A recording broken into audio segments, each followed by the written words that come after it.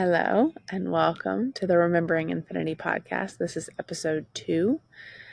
I'm excited to dive into this episode with you because I'm going to be sharing about my son Ecko's birth.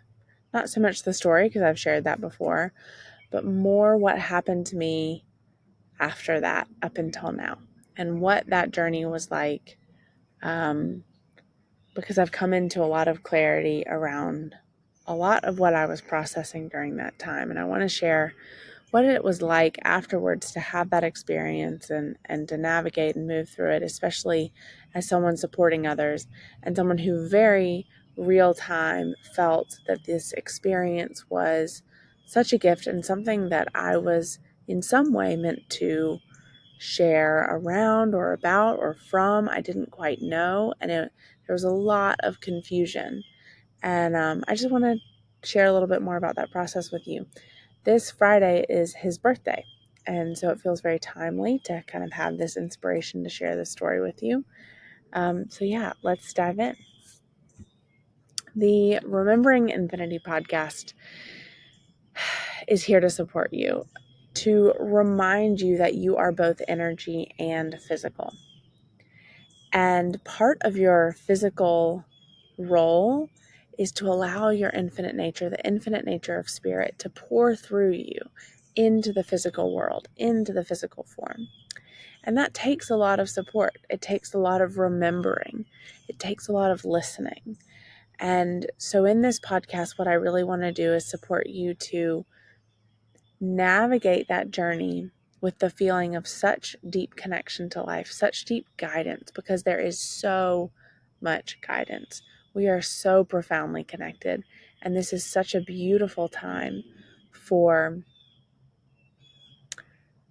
allowing ourselves to remember this infinite nature. So let's dive in. Remembering infinity. So Ecko was born 2 years ago. Friday will be his second birthday, if we're looking at it that way, which I haven't quite decided how I look at it yet. I feel his presence in a very unique way all the time, and I'll describe what that is. I feel his presence not as a being or a person, but more as a reminder, literally like a mirror. It's as though he is like this mirror for me.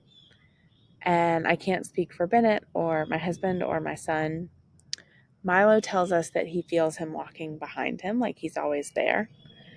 And he's 6, so there's that real pure, unanalyzed experience of that, which I love. But I feel him as this reminder, and it's like he's my eyes, and he's like, don't forget. He was the one that really brought in me the message of remembering our infinite nature. And we have some cool, I've looked at our gene keys charts and our human design charts, and we have some really cool partnership aspects energetically. And there was a moment where I kind of felt some grief of like, oh, I lost that partner. And no wonder I felt so activated while I was pregnant with him, because our energies were moving and working together in such a clear way. But, again, his message is remember your infinite nature. It's that truth that we really are the everything. And in our specificity and in our unique expression, we still contain everything. So I feel him like my eyes. I feel him like he's like wiping my eyes clear. Like, don't forget, don't forget, don't forget. So if I try or attempt to connect to him as a being that speaks to me and guides me, I feel him say, no, remember, So that's how I connect to him in my life. That's how he's offered himself to me. It would be cool to hear from Bennett what his connection is, but we can do that another time. So after he was born, it was very clear that pretty quickly what his role was in our lives, and that we had just witnessed and experienced something obviously transformational, quite powerful. I'm going to be really transparent in this.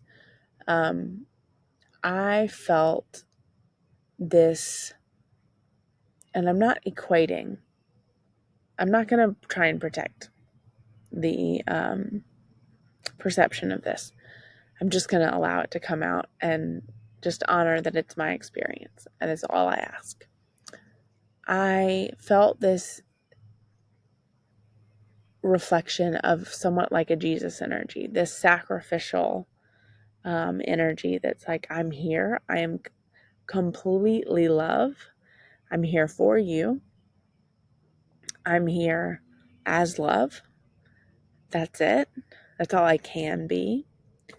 And in that nature of love, you're going to lose me in order to receive what you need to receive here in this physical world. And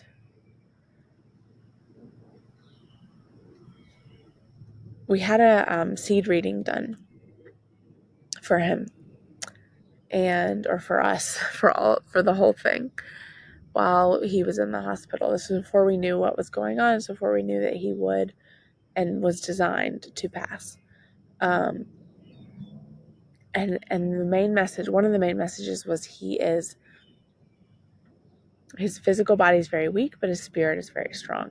And every time I imagined him, I had a few distinct images, but every time I felt his spirit was so strong, because his physical body was obviously very weak. And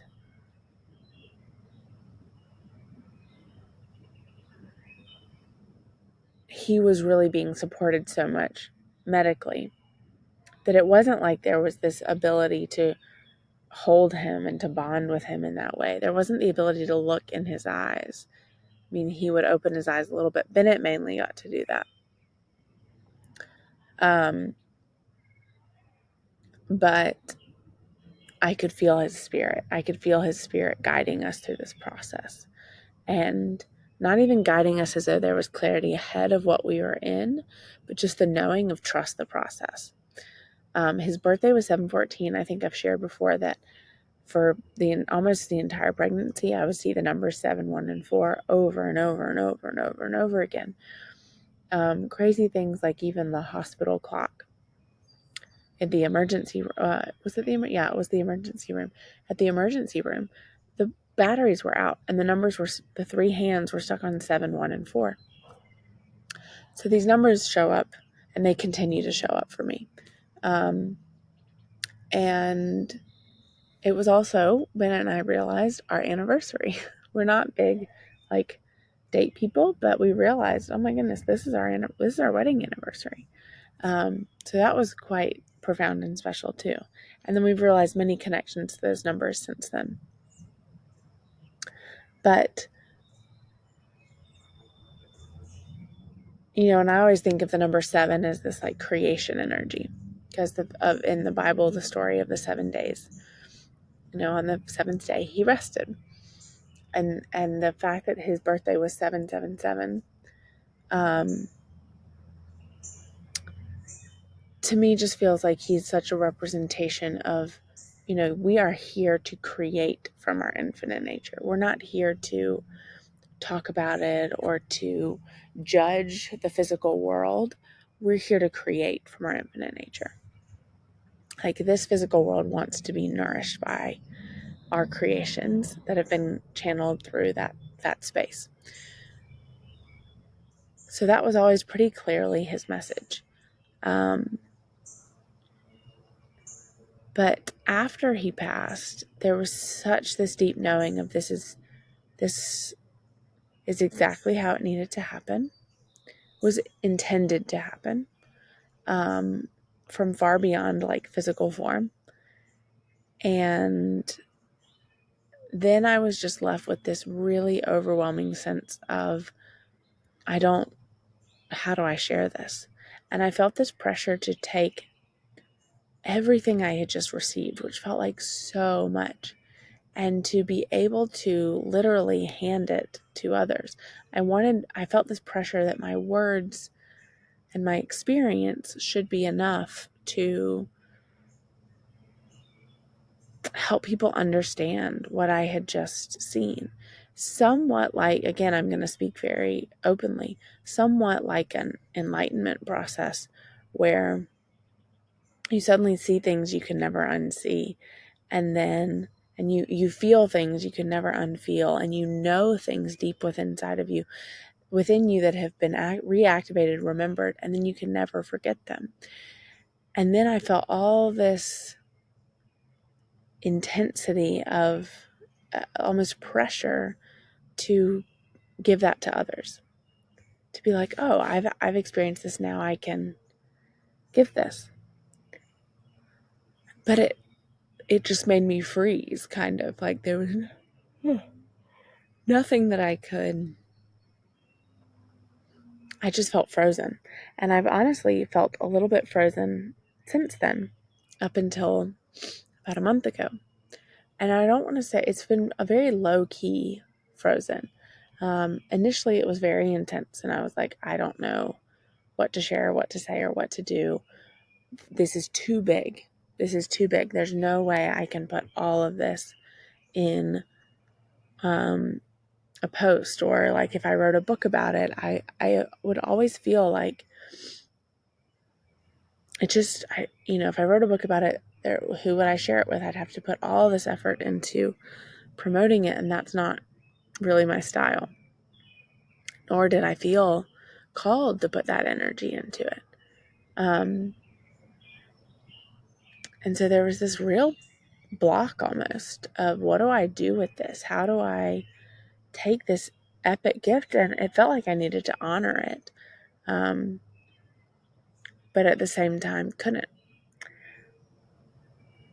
So it was about, 2 years of really being with that feeling and wondering what I would create. I was guiding small groups at the time, and those were really beautiful and wonderful. But after that, I opened up energy. There were things moving and creating, but there was this feeling of the epicness of what was given. I didn't know how I was going to be able to offer that forward and give that to others. And it wasn't my role to give that to others. It's not my role to give that to others. It's also not any one moment's, this pressure of there should be one thing I could write, or one thing I could say, or one thing I could record. I recorded an episode about his birth story. And I was like, this felt so, it just felt so full and rich. The experience. But it was such it's like I had to receive the gift for me, versus it's so my instinct to care for others, to support others. It's why I do what I do. It's the role I take in my family. It's very, very natural to me to care. And so immediately, I had this experience, and it was like, how can I give this? That caring instinct, if I want to offer this to others. So since then, I felt so incredibly, continued to be blessed by it. There have been moments of questioning how he shows up for me, and wishing that he showed up for me more as a being. But there were these images in the hospital of like him being just massive, just this like Thor. That was what he felt like, this huge god, just big and strong and still. Whenever I would feel him, even when he was alive, it was like, he's big, he's strong, and he's still. And he was bigger than Milo. He was my biggest baby. So he, in form, he did the best he could. He did what he was meant to do, but there was bigness there. But every time I would feel his spirit, there was just this bigness to him. And there was this sacrificial feeling, this real love sacrifice, not the low frequency sacrificial, but like, I am here for love.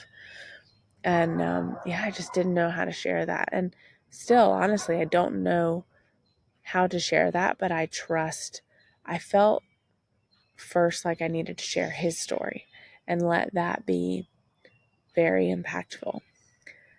And it never came out. And this is something I tell one of my very close friends all the time. I'm like, I know if it doesn't happen, there's something about it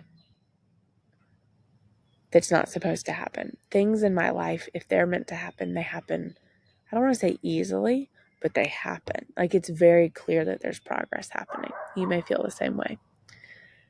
And there was just never any movement around it. And I felt I had to feel so much, almost more. There was a lot of grief from losing him, but there's so much trust in that. The doubt came in of, how do I share this? What am I supposed to do with this experience? That's really where the grief was for me, was letting go of that pressure and letting go of the pressure. And so with the last eclipse that happened in full moon and the kind of cycles of energy that have been moving through, I really felt such a freeing up, an authenticity almost. The remembering that this experience is contained within me and therefore it's in everything I do. The remembering that this experience is no greater than any other experience. There's no judgment of myself because of what or how I can or can't share. There's no doubt that, am I sharing the right things or am I not? And primarily the biggest teacher, that's been all the unraveling. But what's been wanting to emerge through is the allowance for me to just share without so much trying to make it just right. And I think that's really what it highlighted, was the immensity of the pressure that I put on myself, that there should be a right way. And to have been swept, have him swept through our lives and give us so much, and me not plan any of it, but just to receive so much. And then to take that role in life and really receive so much without managing and planning and judging and critiquing and doing all of that, but really allowing the energy that I was given at birth, the energy that I was given in my physical form, and just let it flow through without holding back. That's really been the greatest gift, and that has really come to light within the last month or so. And so I guess I wanted to just share this story with you or this experience with you, because so much of life is a process. And there may be so many things right now that you feel so much pressure around, or you feel unclear on, or you feel like you need to find the right answer. And I really feel like there are these primary energies that arise to communicate with us over time. And so these energies are communicating with us collectively. But that collective, it's like a shared meal. We're all eating the same meal, but each individual is digesting it uniquely. So we're all sitting around this table of life. We're all eating the meal of life each day. We're eating the energies, whether we're aware of them or not. We're consuming and moving in the energies that are rising up at different moments. It's a bit like seasons, like when do the different flowers bloom and rise up, and what are the different cycles, or like a recipe, like, okay, now salt needs to be added, so this energy comes in. We're all consuming that, but we're each individually processing it. And if you don't know me, I yawn when I kind of feel energy moving through. So it really does feel like one of these primary energies right now, to allow ourselves to really listen in for what is my authentic energy and really honor that. what are the ways I've been trying to be something else? What are the ways I've been trying to do it the way I thought I should do, trying to do it the right way? But instead, I've got this really unique way available to me. And the most fascinating thing that I've really felt for the last 3 or 4 years is that the spaces where we find the tension, the spaces where we're most challenged, are actually the spaces where we are most masterful. We're challenged there because we're having to let go of the old way, let go of the way we were offered, and really trust our way. So I offer that to you. I teach a weekly class called Energy Training. Each week it's around different topics. This similar to what what we explore in Remembering Infinity, but we go much, much deeper, much more practically, much more about the process of integration. And we look at what is it? What are the energies that are up right now? How am I integrating them? How can I support that process? How can I honor the process I'm moving through and also really continue to stay connected to what life is offering me? It's such a dance of integration. And so if you're interested in that, you can join us for a single class, or you can subscribe and get a weekly class with me. So the details for that are on my website, listenerliving.com or listenerliving.digital. You can go to either one. Thank you so much for letting me share this story with you and for listening to this episode. And I really look forward to sharing more.